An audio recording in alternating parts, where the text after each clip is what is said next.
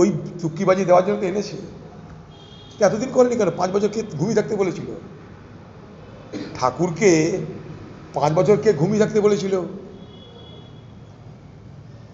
5 বছর কেন ঘুমিয়ে থাকলে তার জবাব দিন। কোথায় বাধা ছিল? আইন হয়েছে, নিয়ম করতে কোথায় বাধা ছিল? আপনার ভাত ডাল তরকারি সবজি সব তৈরি হয়ে আছে, আপনি খাচ্ছেন না কেন রে ভাই?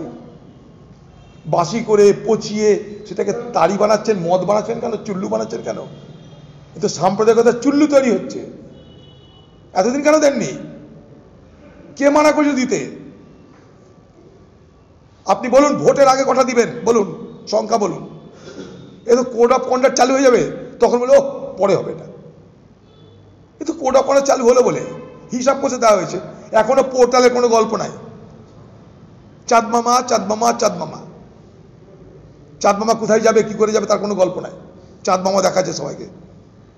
এত যখন তুমি করলে তার পোর্টালের অ্যাড্রেস দিচ্ছে না কেন? আজ থেকে পোর্টালে অনলাইন আপলোড হোক। আমরা জানতে চাই কি কি ডিমান্ড আছে, কি কি নথি চাই। সব থেকে বেশি বিপদে পড়বে অমুসলিম মানুষেরা, আমি বলে দিলাম, আরো মিলিয়ে নেবেন আমার কাছে। এই চক্করে পা দিবে যারা, সব থেকে বুঝে শুনে পা দিবেন। আসামে এই নাগরিক আইনের এনআরসি করতে গিয়ে 14 লক্ষ হিন্দুর জেল হয়েছে, মুসলমানের হয়নি। কিন্তু 4-5 লক্ষ মুসলিমের নাম ছিল, তারা দেখিয়ে দেবে কাগজ।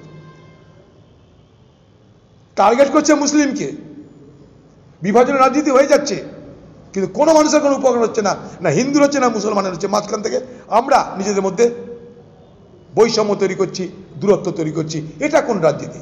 আমরা এই রাজনীতির বিরোধিতা করি। ভারতবর্ষের কোনো সংবিধান, যখন আমরা ভারতবর্ষ নামক দেশটাকে বলি সকলের দেশ, ভারতবর্ষের সংবিধান যখন বলেছে আমরা কোনো ধর্মীয় দেশ নয়, আমরা ধর্মনিরপেক্ষ দেশ, তখন সেখানে একটা ধর্মের মানুষের বিরুদ্ধে একটা আইন আনা যেতে পারে না।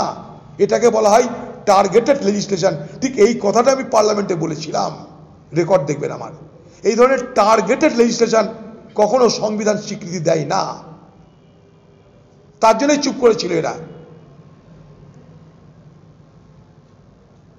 দাদা, কংগ্রেস এমপি শশী থারুর